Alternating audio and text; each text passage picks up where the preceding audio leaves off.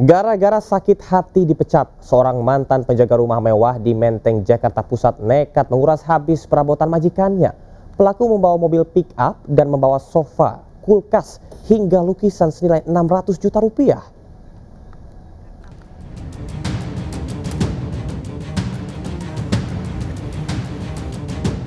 Pria mantan penjaga rumah mewah di Menteng, Jakarta Pusat ini tak berkutik saat diringkus polisi di kawasan Kota Tua, Jakarta Barat.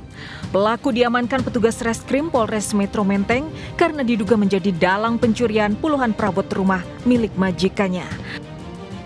Tak hanya 1-2 barang, pelaku menguras habis seluruh perabotan berharga di dalam rumah kosong majikannya di kawasan elit Jalan Muhammad Yamin, Menteng.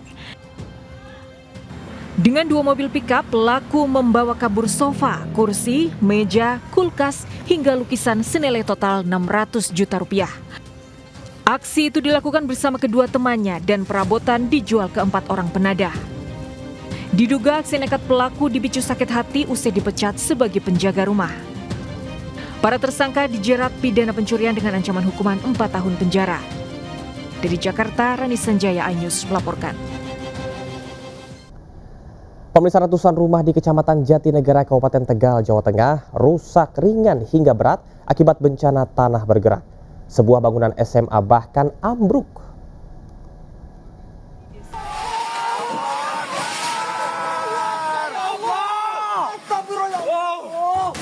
Bangunan SMA milik Pondok Pesantren Al-Adalah di Desa Padasari, Kecamatan Jatinegara, Tegal, Jawa Tengah ini ambruk akibat pergerakan tanah. Bangunan 1 lantai ini rata dengan tanah karena pondasi tidak mampu menahan pergerakan tanah. Bencana tanah bergerak di desa ini juga merusak ratusan rumah warga, dinding roboh, lantai rumah retak, hingga bangunan miring. Akses jalan desa juga terbelah di sejumlah titik. Puluhan warga yang rumahnya terdampak parah kini mengungsi.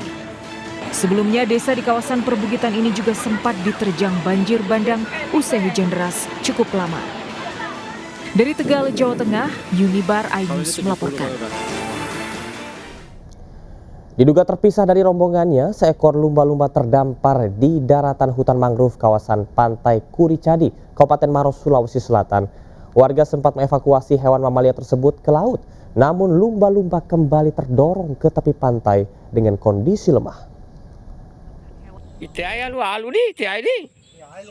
Iya, lumba-lumba. Warga dihebohkan dengan penemuan seekor lumba-lumba terdampar di antara pohon mangrove kawasan Pantai Kuricadi, Kabupaten Maros, Sulawesi Selatan. Dengan menggunakan tali dan batangan kayu, sejumlah orang berupaya menyelamatkan hewan mamalia laut ini. Lumba-lumba sepanjang 1,7 meter dengan berat mencapai 300 kg dipikul secara bergotong royong. Warga berjalan kaki sejauh kurang lebih 20 meter menuju laut untuk dilepaskan kembali ke perairan. Namun upaya tersebut belum membuahkan hasil. Setelah dilepas ke laut, lumba-lumba kembali terdorong ke tepi pantai dan bahkan masuk ke saluran irigasi. Kondisi hewan terlihat semakin lemah dan mengalami luka-luka. Lumba-lumba kemudian dievakuasi ke tambak salah seorang warga untuk karantina dan pemantauan kondisi kesehatan. Pemantauan dilakukan oleh Balai Pengelola Kelautan sebelum dilepas kembali ke laut. Diduga lumba-lumba terdampar di daratan karena terpisah dari rombongannya. Dari Kabupaten Maros, Sulawesi Selatan, Wahyu Ruslan, iNews melaporkan. Presiden Prabowo Subianto menginginkan semua atap rumah masyarakat yang terbuat dari seng diganti menjadi genteng. Ide gentengisasi didukung sejumlah kepala daerah, termasuk Pemprov Jakarta dan Jawa Barat.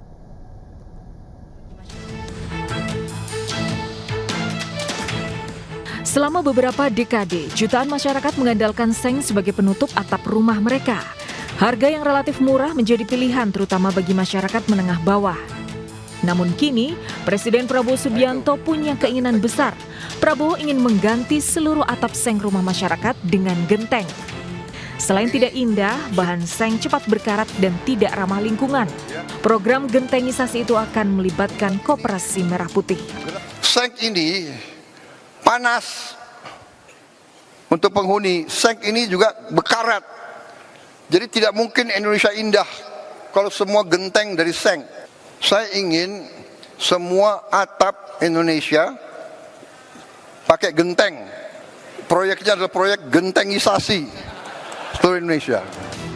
Menteri Keuangan Purbaya Yudi Sadewa memperkirakan anggaran gentengisasi tidak lebih dari 1 triliun rupiah.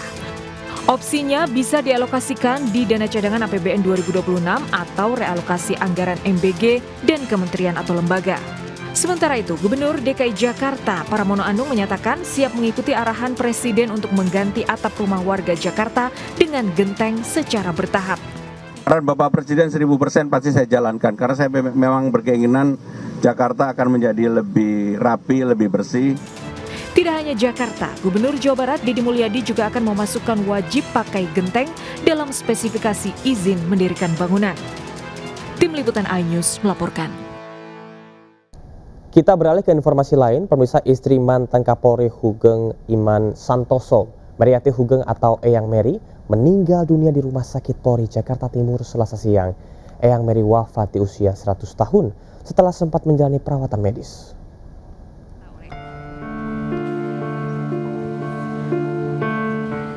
Meriati Hugeng atau Eyang Mary meninggal dunia di usia 100 tahun setelah menjalani perawatan intensif di Rumah Sakit Polri Kramat Jati. Belum diketahui pasti penyakit yang diderita oleh Eyang Mary. Sejumlah pejabat Polri hadir, antara lain Kepala Rumah Sakit Polri Brigjen Pol Prima Heru dan Kapolri Jenderal Listio Sigit Prabowo. Jenderal Listio mendatangi rumah duka bersama dengan Wakapolri Komjen Dedi Prasetyo. Setibanya di rumah duka, Kapolri beserta rombongan langsung mendoakan almarhumah dan menyampaikan bela sungkawa kepada keluarga. Meriati Hugeng dimakamkan di Makam Giri Tamat Tajur, Halang, Bogor, tepat di sisi makam suaminya, Jenderal Hugeng. Meriati Hugeng lahir di Yogyakarta pada tanggal 23 Juni 1925. Meriati mendampingi Jenderal Hugeng selama perjalanan panjang karirnya di kepolisian. Jenderal Hugeng menjabat sebagai Kapolri periode 1968 hingga 1971. Jenderal Hugeng dikenang sebagai sosok polisi jujur dan anti korupsi dalam sejarah kepolisian Indonesia. Tim Liputan iNews melaporkan. Anda masih di seputar iNews siang, pemirsa. 2 pekan menjelang Ramadan, harga cabai makin pedas di kantong. Harga sejumlah sayuran juga melonjak, membuat para ibu makin pusing saat berbelanja. Berikut laporan Amrina Rida dari Pasar Senen, Jakarta Pusat. Ya pemirsa, beberapa minggu menuju tibanya bulan suci Ramadan, ternyata terdapat sejumlah bahan pangan dan juga komoditas pangan yang mengalami kenaikan harga. Nah, saat ini kami sudah berada di salah satu kios di Pasar Senen, Jakarta Pusat, dan kita akan lihat apa saja bahan-bahan pangan yang mengalami kenaikan harga. Nah, yang pertama ini adalah cabai rawit merah, pemirsa, yang mana harganya sekarang dibanderol dengan angka sekitar Rp85.000 per kilogramnya. Ini cukup naik dari harga sebelumnya, yakni berada di berkisar di antara Rp60.000 hingga Rp70.000 per kilogram.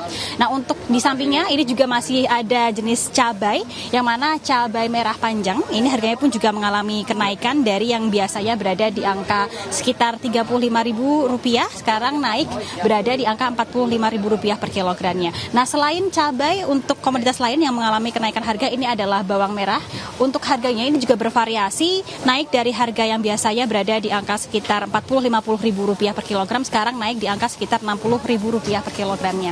Nah pemirsa, selain kenaikan cabai lalu juga bawang merah, tadi kami juga mendapat informasi bahwa untuk komoditas sayur, misalnya adalah bayam, itu pun juga mengalami kenaikan harga, yang mana biasanya satu ikat ini hanya Rp4.000 saja, sekarang naik menjadi Rp8.000. Sementara untuk komoditas lain, misalnya adalah harga daging, ternyata sekarang masih normal, berkisar di antara Rp135.000 hingga Rp160.000 per kilogramnya. Nah tentunya menjelang bulan Ramadan nanti, beberapa hari menuju bulan Ramadan, ada kemungkinan harga-harga akan kembali naik. Oleh karena itu, dari para pedagang dan juga pembeli pun berharap agar nanti pemerintah bisa menerapkan kebijakan agar kenaikan harga dari bahan-bahan pangan ini tidak begitu signifikan, sehingga tidak memberikan dampak negatif terhadap mereka. Dari Jakarta, Amrina Rida, Rizky Solehudin, iNews melaporkan. Kami akhiri jumpa kita pada siang hari ini. Saya Camar Haenda bersama tim yang bertugas pamit undur diri. Tetap semangat dan sampai jumpa.